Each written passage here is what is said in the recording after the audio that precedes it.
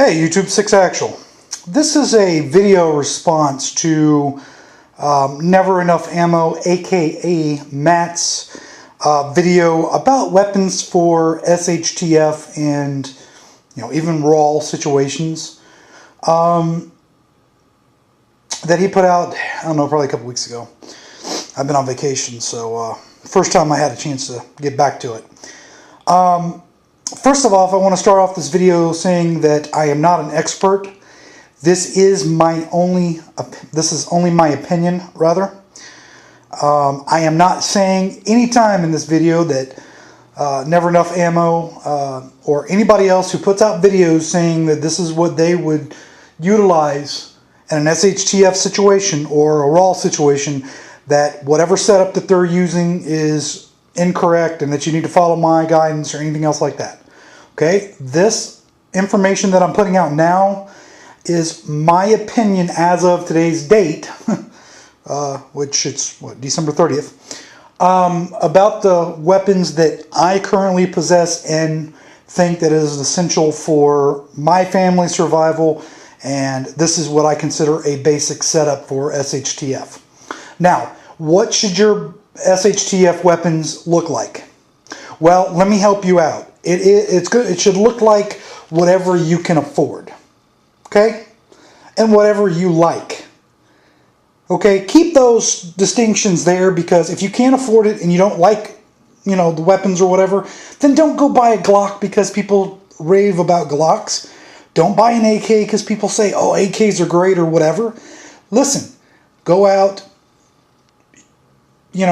take some time, shoot the weapons. A lot of indoor ranges have it to where you can rent handguns now. I mean, come on, guys. For a box of ammo and $5, you can tell if that's going to be the actual gun for you or whatever. Watch the videos on YouTube and then go to the gun shop and say, hey, do you have this particular gun? Yeah, I do. Okay, well, is it available for rental? Sure. And go shoot it.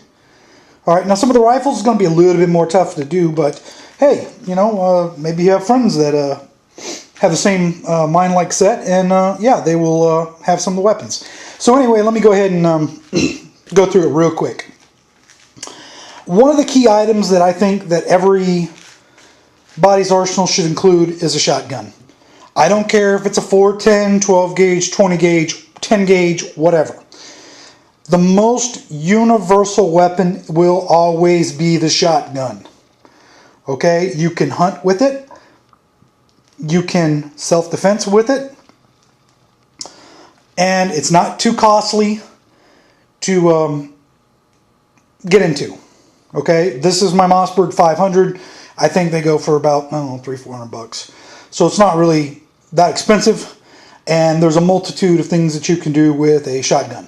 Okay. The next thing that I think that you need is a main battle rifle. And the reason that I say a main battle rifle, and I'm going to go back to the shotgun in just a second, is because you need to be able to handle high capacity magazines, 20, 30 rounds, when you're putting the rounds downrange. I don't care what caliber it is. I have an AK. Why? Because I haven't found an AR setup yet that I want to invest in. Okay? Not to mention, I was in the military and I've shot enough M16s for my life. Okay? I'm good with that. So, in the situation where you have someone coming at you with an assault weapon, AR-15, AK, SKS, whatever, one of the best defensive weapons is a shotgun if you don't have another assault weapon. Okay? You will not have the range to hit somebody with a shotgun like they'll have with an AK or an M16. However, I'm talking about close type of counterfiring, okay? Because, let's be honest, there's not a lot of people that's going to be shooting at someone at 300 yards. And anyway, these assault weapons are just for hunting anyway, right? Okay. All right, the next weapon that I have in my arsenal that I use is just a 22. This is just a Ruger 1022. Nothing special about it. This scope is really, really expensive, so I'm really careful. I think I paid $29 for it, and it zeroed up to 100 yards. I do not plan on using this for any type of defense. However, let me tell you, and here we go with the 22 cracks. Oh, it's just a 22, blah, blah, blah, blah, blah, blah. Okay, take 10 shots to the chest and tell me how you feel, okay? When you can do that, let me know. But these are great weapons. I mean, your kids can use them, younger kids, women, and here we go with the hate mail on this one, but okay, women, I'm not saying all of you can only use, the little guns. I know y'all can handle the shotguns and the AKs just as good as men, yada, yada, yada. Anyway, a spare weapon in case of a raw situation or martial law or anything, the point is anyone who is not familiar with a weapon can fire this weapon. Okay, it's versatile. You can hunt, self-defense, you can do whatever you need to take care of. Not to mention, it's cheap and they're fun to shoot. Okay, I don't know anybody that enjoys going out shooting that does not like shooting a 22. You can go out all day long and waste about $30, $40 worth of ammo and shoot all day. So anyway, the main thing about weapons anyway and firearms is being proficient with them. So if you want to practice and you're on a budget, 22.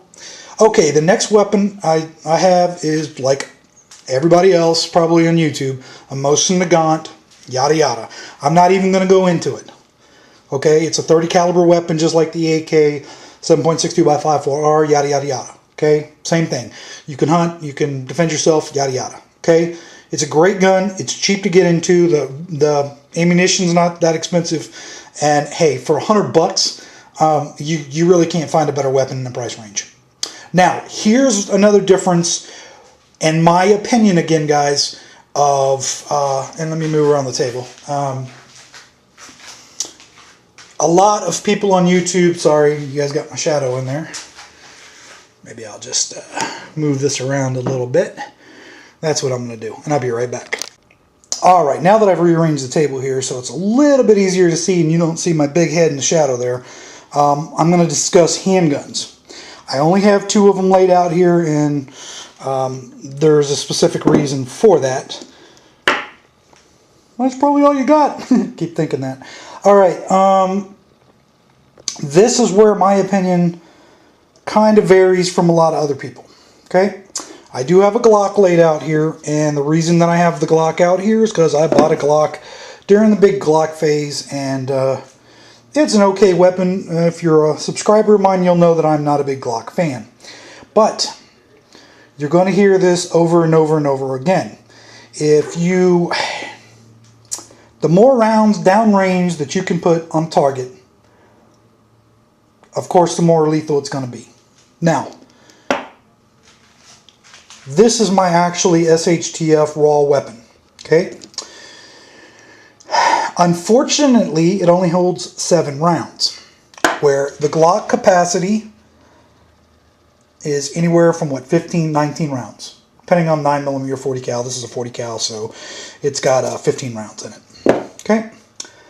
Now, this weapon is a fine weapon, okay? This weapon is great as well. The reason that I prefer the revolvers over the semi-automatics is the fact that I have never had a problem, I haven't ever heard of anybody having a problem with their well-maintained revolver. Less parts, there's less to go wrong with it. There's no ejector port jams, things like that. Okay, now I've never had a problem with this one either, and I have fired 500-600 rounds before I even cleaned it. So I can't really say which way is the best way to go. Now, for me personally, I will stick with this because I know it's dependable. I will never have a problem. I don't need feed jams or anything else. But, again, what type of handgun, what caliber, all of those stuff, it's whatever you want. Okay, this is the main thing. So, I believe that every person should have a main battle rifle and a sidearm on them at all times. Okay, this can also be considered a main battle rifle, okay, for a shotgun. And I may do a video later on my reasons for all that stuff. Now, the next thing that I don't see a lot of people talking about for a SHTF / raw situation is knives.